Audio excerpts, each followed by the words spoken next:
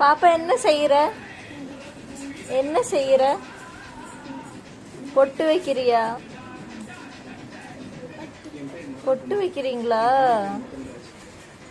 Nail பாலிஷ காலில தான் அடிப்பாங்க, நீ கை மூஞ்சில எடுத்து தேய்ச்சிட்டு இருக்கிற.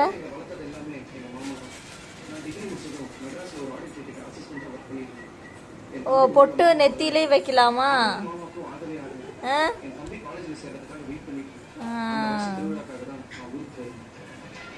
இந்த ஜெனரேஷன் எல்லாம் இப்படிதான் இருக்கும் போல. ஏன் பாப்பா? அப்படியா?